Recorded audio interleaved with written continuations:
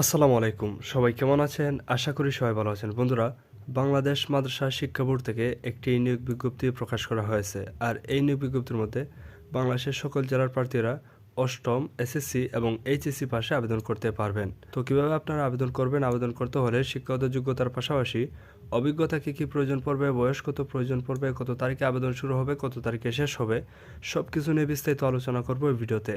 তাই প্রথম থেকে শেষ পর্যন্ত অবশ্যই ভিডিওটি দেখবেন এবং যারা যারা এখনও চ্যানেলটি সাবস্ক্রাইব করেন নাই প্লিজ চ্যানেলটি সাবস্ক্রাইব করবেন এবং পাশে থাকা বেল আইকনটি ক্লিক করে রাখবেন যাতে করে পরবর্তীতে কোনো ভিডিও আপলোড করার সাথে সাথেই পেয়ে যান নোটিফিকেশন।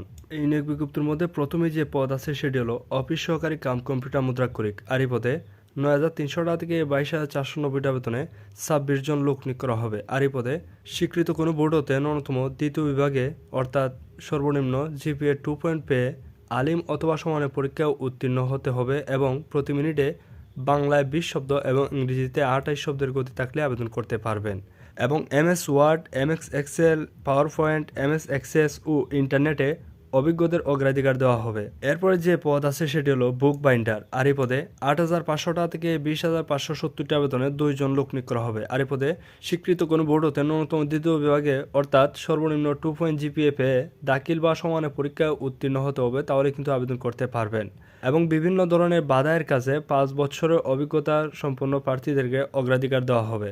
এরপরে যে পদ আছে সেটি হলো বার্তাবাহক। আর এই পদে 8,500 টাকা থেকে 20,570 টাকা বেতনে একজন লোক নিয়োগ করা হবে। আর এই পদে অষ্টম শ্রেণী পাশে আবেদন করতে পারবেন এবং মোটরসাইকেল চালানোয় দক্ষ প্রার্থীদেরকে অগ্রাধিকার দেওয়া হবে। এরপরে যে পদ আছে সেটি হলো অফিস সহায়ক। আর এই পদে 17 জন লোক নিয়োগ করা হবে 8,250 টাকা থেকে 20,010 টাকা বেতনে। আর এই পদেও অষ্টম শ্রেণী পাশ হলেই কিন্তু আবেদন করতে পারবেন।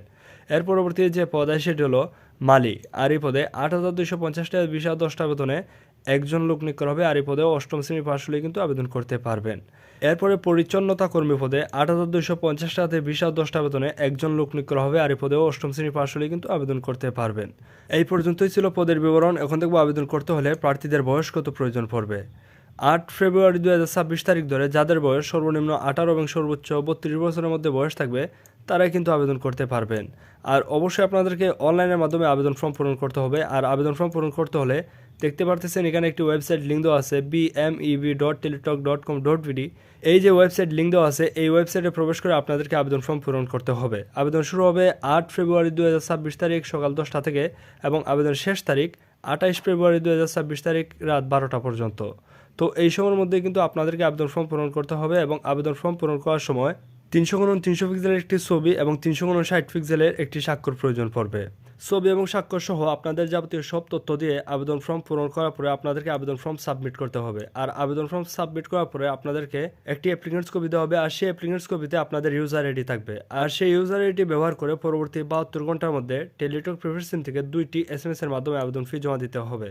তো যারা 1 নং পদে আবেদন করবেন তাদের জন্য আবেদন ফি প্রয়োজন পড়বে সর্বমোট 112 টাকা এবং যারা 2 থেকে 6 নং পদে আবেদন করবেন তাদের জন্য আবেদন ফি প্রয়োজন পড়বে সর্বমোট 56 টাকা। আর SMS এর মাধ্যমে আবেদন ফি জমা দেওয়ার নিয়মটা দেখতে পাচ্ছেন এখানে দেওয়া আছে। তো এই নিয়মটা অনুসরণ করে আপনাদেরকে আবেদন ফি জমা দিতে হবে। আর SMS এর মাধ্যমে আবেদন ফি জমা দেওয়ার পরে আপনাদের আবেদন প্রক্রিয়া সম্পূর্ণ হবে এবং পরবর্তীতে প্রার্থীদেরকে SMS এর মাধ্যমে পরীক্ষার তারিখ এবং সময় সবকিছু জানিয়ে দেওয়া হবে এবং পরীক্ষার সময় আপনাদের কী কাগজপত্র প্রয়োজন পড়বে দেখতে পাচ্ছেন এখানে বলা হয়েছে। তো এগুলো আপনারা দেখে নেবেন। আর এই নিয়োগ বিজ্ঞপ্তি লিঙ্কটি এই ভিডিওর ডেসক্রিপশন বক্সে এবং কমেন্টে পিন করে দেওয়া থাকবে, সেখান থেকে ডাউনলোড করে বিস্তারিত সব কিছু আপনারা দেখে নেবেন। তো এই পর্যন্তই ছিল আজকের ভিডিও। পরবর্তীতে দেখা হচ্ছে নতুন কোনো ভিডিওতে। ততক্ষণ সবাই ভালো থাকবেন, সুস্থ থাকবেন। আসসালামু আলাইকুম।